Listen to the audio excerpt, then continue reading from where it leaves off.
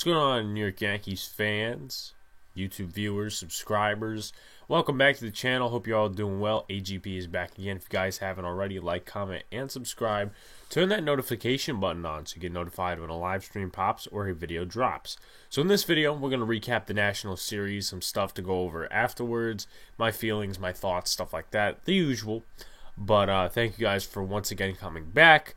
If you guys don't know already, weekly podcast at 8:10 p.m. The Boys in the Big Apple podcast. We discuss a lot of stuff. We're opening it up even more because even though, basketball season's coming to a halt at some time soon, baseball season's still going on, we're opening up to many more fun topics. This is a podcast and a YouTube channel where you go on a podcast or a live stream and you can talk about anything. No politics, but you talk about anything. And there's a lot of, content creators out there, specifically football, who in the off season don't know what to do with themselves. They just start grabbing for content. Me, what I go out there and do is I just try to make it fun for everybody. Obviously you have to make the best of football off season and talk about it to some extent, but I'm not trying to rip the letter here. I know that's a weird phrase. Probably no one ever uses it, but once again, I'm just trying to open up to a lot of different perspectives and viewpoints. Like tonight, we might go over favorite fast food places. This is what a podcast is supposed to be. It's supposed to be fun. It's supposed to be entertaining. It's supposed to be informational. So, with that being said, let's go into this video. Let's go over Game 1, which happens to be the worst of the games. It seems like, I don't know, that going back to, how many other series, it seems like Game 1 was the worst. And it seems to be that way on Fridays, too, because, a couple of weeks ago, the mirror of this game just so happened to be the Rays game where fans started chucking shit onto the field. So with that being said, let's go right into it. LeMahieu, he leads off with a homer. Great job, LeMahieu. He hits 2 home runs in this game.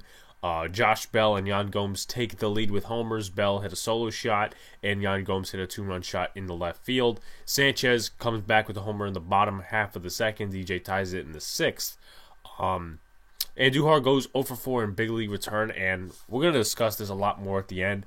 But I just feel like he goes on huge streaks in the minors. He had, I believe, 4 home runs. Obviously, this is because of the Gio Urshela injury, but he goes on streaks of homers and, big hits in the minor leagues, but he can never do it in the majors, and I think that's going to be a problem if he wants to stay in the majors, because as of right now, it's going to be tough for him to stay in the majors till Urshela is fully healthy or Voit comes back, but obviously we'll talk about that stuff after. So with that being said, Yankees give up huge amount of runs in the 8th and 9th innings. Sessa and Loaisiga give up 8 runs, 6 earned. And then the errors. It was just a comedy of errors within those 2 innings. I think it was a 2-run shot, though, by Juan Soto in the last inning, so you can't really say, oh my God, that gave the game away. The game was already given away.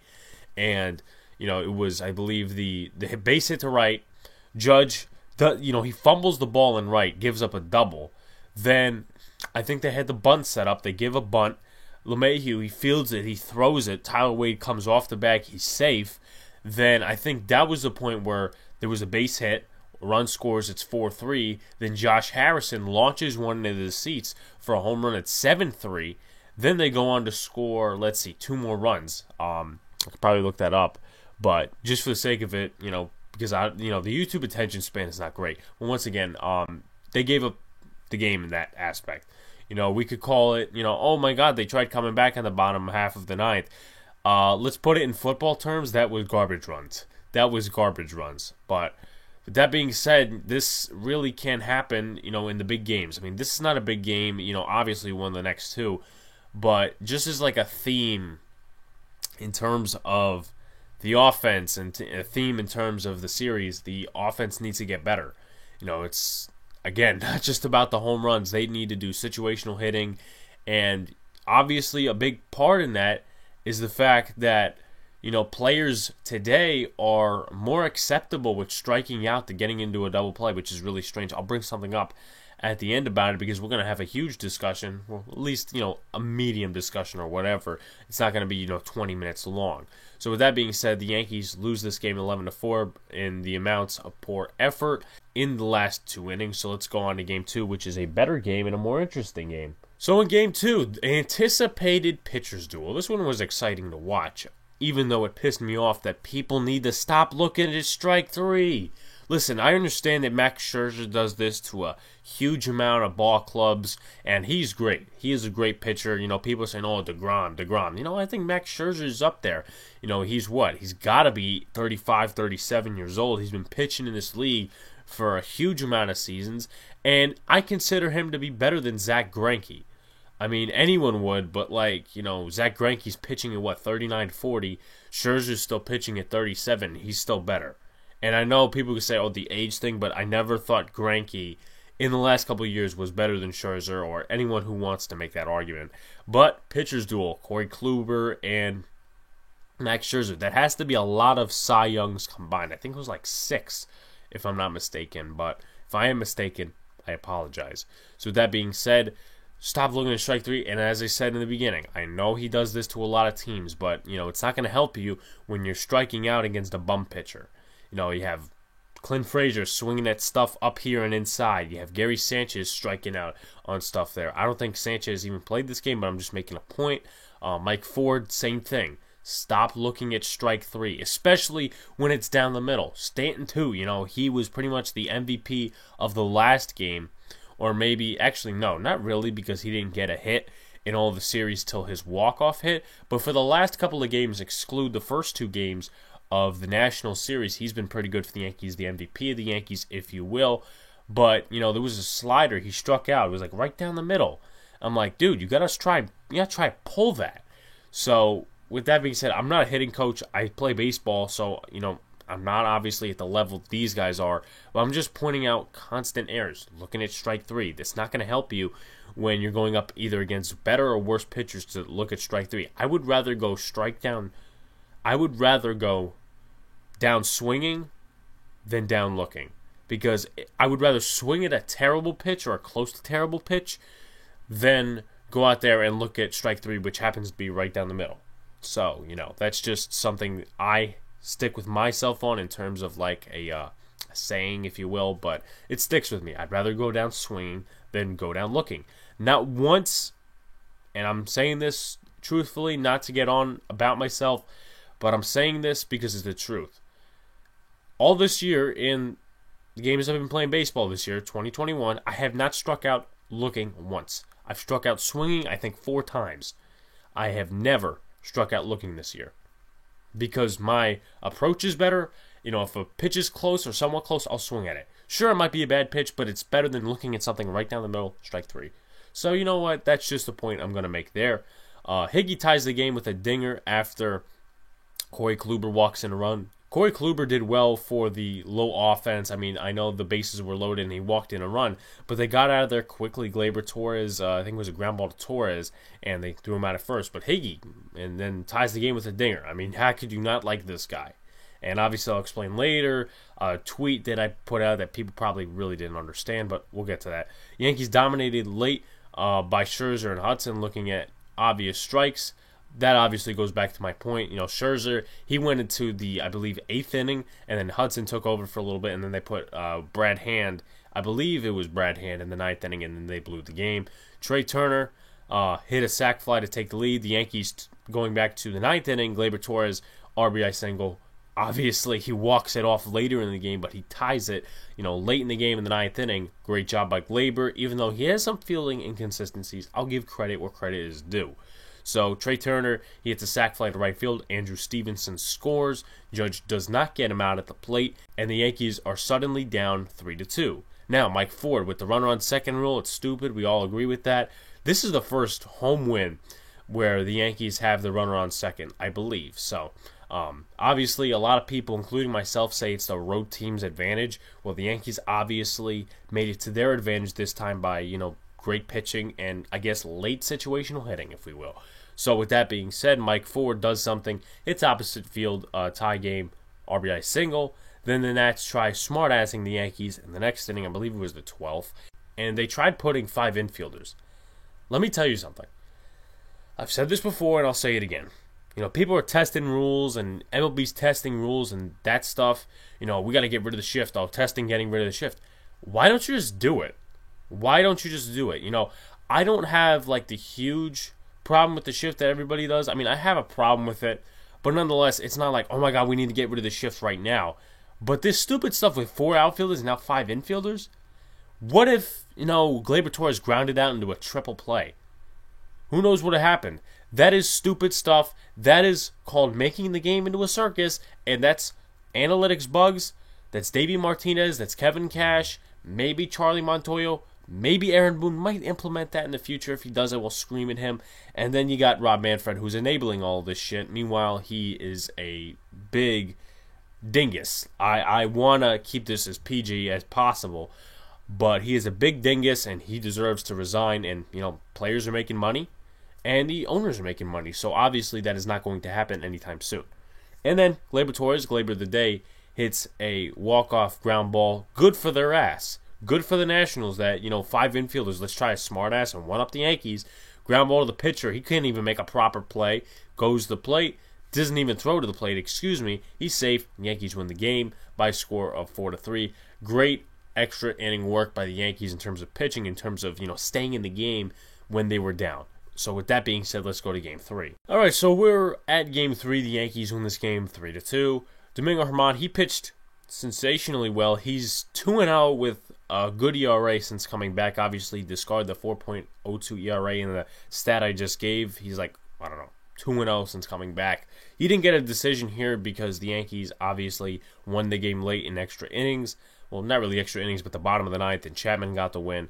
I'm surprised that they didn't put Michael King in a lot more, or I should say, because I think they wanted the lefty-lefty matchup, if I'm not mistaken, in the game.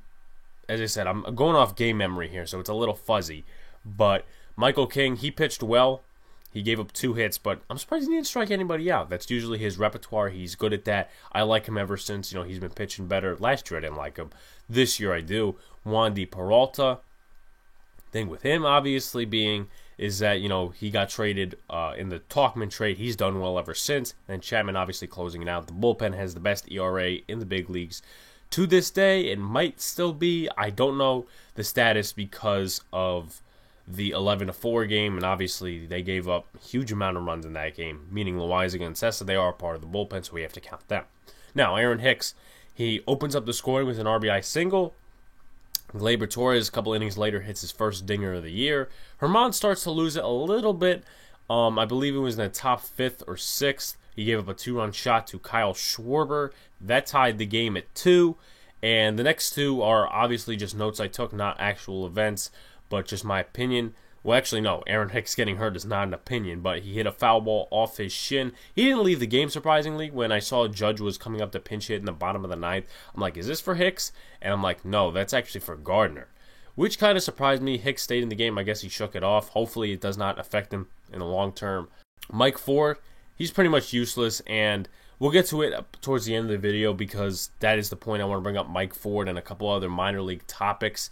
Part of this that kind of, just stuff in this series that really makes me feel a certain way, makes me feel a certain way in terms of who should be brought up and stuff like that, but we'll get to that. People compare him to Don Mattingly because of the mustache, but he's not actually Don Mattingly. He's more of just a power hitter. When he gets his homers, it's probably every 60 at-bats or something like that. He's not good. I mean, I'll give him credit here, he'll make the defensive picks at first base. You need to be good at that to be a first baseman. But in terms of offense, we can't have every 60 at-bats or every 13 at-bats or something like that he gets a hit. I mean, it's bad for the bottom of the lineup. It's just bad in general. I'll get to the point in about 20 seconds. I just want to finish this off. Yankees rally, walk off for second day in a row. Giancarlo Stanton gets his first hit of the series and an RBI single. So, with that, let's just close up for final thoughts. So with that being said, I want to get some things off my chest in terms of the Yankees. Mike Ford, I just discussed him. In my opinion, he should not be the backup first baseman. Now, in terms of power, in terms of hitting, he's not good. I think the Yankees should call up Chris Gittens. That's going to be hard to do because he's not on the 40-man. In my opinion, he should have been on the 40-man. But, going back to our interview with Robert Pimsner of Pinstripe Prospects that covered the minor leagues, if you guys haven't already checked them out, he's a good hitter. He's a nice guy. I mean, nice guys obviously doesn't factor in unless you have an attitude problem into the major leagues. But he's a good power hitter. He's been good in the minor leagues to start the season. I don't understand why you're not calling him up. You know, it's just silly to me that you're keeping this guy up here just because of an occasional good pick at first base and an occasional home run. And he's gotten off well to start the season, and we're not trying to call him up. I don't know who's on the 40-man roster right now. Actually, I could take a quick look, but it's just silly to me. And I talked to Robert about this on that podcast episode. I'm like, you know, the Yankees, they kind of treat him like he's nothing. They kind of treat him and Trey Ombrigi like they're nothing because they're not prospects. And he said, you know, in a different system like Pittsburgh, like a team that, you know, has a young core, maybe the Detroit Tigers, he would be a prospect there. But because of Jason Dominguez, Luis Gil, and all these other prospects, they are not considered prospects and they're not highly watchable by the Yankees. That's why they've been in the minor league system for years. Same thing with Trey Ombrigi. Estevan Florial, he's a prospect now, and, you know, there are possible trade rumors about the Yankees trading him, but he started off well. I think he's got 4 home runs in 6 games in the minor leagues. Maybe you should consider starting to call him up. I mean, the only reason they would is because of the Hicks injury. Still, let's see who's on the 40-man roster. At least the players that are in the minor leagues. Deivi Garcia, that's accurate. Luis Gil, he's in the minors. Questionable. I don't know if he has any options. Albert Abreu, he's in the minors. Joandres Gomez. Him and Gil, I don't understand, but I do. They're both prospects, but at the same time, you need to save that spot, I guess, for people who are actually ready. But then again, you know, I'm picky myself. Alexander Vizcaino, Nick Nelson, Luis Medina, Brooks Kriske, Miguel Andujar. He's not in the minors, or he might be. I mean, maybe Urshela's back and I don't even know it yet. Oswaldo Peraza, Estevan Florial. So Estevan Florial is on the 40-man. Ombrigi and Gittins are not. But once again, Gittins has had a great year so far, and it's been short because, you know, it's MILB and the MLB is trying to screw them. It's been a short season, I guess, so far for the minor leaguers, and he's gotten off to this great start. Now, let's take a look at his stats real quick because just for it. He's hitting .429 and 14 at-bats, 6 hits, 7 runs, 2 homers, and 7 RBIs. I mean, how could you not remark upon that compared to Mike Ford? Now, he could come to the majors. If the Yankees ever called him up, he could come to the majors and, you know, just totally screw up and have some rookie imbalances, have some rookie struggles, and have some rookie struggles. I could be wrong in terms of coming up to the majors and actually doing good. I want him to do that. I think he would do that. I could be wrong. But my point is, you know, just get Mike Ford off the roster. Send him down to AAA, have him work on some hitting and stuff like that. It's not... The thing with Ford is that he's accepted, in my opinion, he's accepted the mentality of just striking out. And the issue with that is that, you know, there's much more things than striking out. You could take a walk. You could ground into a double play, which is slightly better than striking out. Not to the analytics bugs, though. In the minor leagues, they have a better sense, I guess, of urgency, in a way, because they want to get up to the next level. When you're at the next level, you want to win awards. You want to go to the All-Star game. You want to hit as many home runs as possible. That is not evident in the minor leagues. That's not evident in AAA. That's why Chris Gittins, that's why all these players, that's why Tampa Tarpons, for example, they are, I believe, the Yankees' low-A system. They have hit so many home runs and RBIs. They had, I think, like 14 runs in the first 2 games each. I'm not talking just, you know, oh my God, it's like, you know, 7 runs a game. No, they were scoring double digits for the first 2 to 3 games in the series. So that's because the sense of urgency is not for home runs, but it's for getting to the next level and getting better as a ball player. And Mike Ford needs to do that. Yes, he's been up to the big leagues a couple of times. Yes, I like his pitching, especially against Roberto Perez. But with that being said, he needs to work on his at-bats. And I was talking to somebody, and they were right about this. Major League Baseball, you look around the league and you look at different teams, bottom of the lineup. A lot of guys are hitting under 200, and there were, you know, how many years ago that a lot of teams would not allow their bottom of the lineup to hit under 200. That's because they've come to the acceptance of striking out is better than hitting into a double play or a ground out. To me, that is not acceptable, but that's a way of giving up, in my opinion. And, you know, they say, oh, you get another chance. But what if you beat out a ground ball? What if you beat out a ground ball? What if, I don't know, it's a fielder's choice? Something like that. There's many more things than striking out. Oh, they get another chance. Yeah, but what if it's 2 outs? Is a strikeout okay then? Probably not. So anyway, thank you guys for coming back to this video. If you haven't already, like, comment, and subscribe. Turn that notification button on so you get notified when a live stream pops or a video drops. Appreciate all you guys. We're at 186 subscribers right now. I really appreciate you guys. I'm going to do a 200 subscriber live stream, whenever that may be. I got to give it time because YouTube takes work. If you guys haven't already, check out some of the most recent videos. And also, 8:10 p.m. tonight, the boys in the Big Apple podcast. Hope you guys are there to join us. We're going to talk about a lot of topics, opening it up to many more people as possible so we get some more human interaction. Appreciate the people who do come out anyway, like Joel, Potato, and much other people. Thank you guys, and we will see you tonight, 8:10 p.m.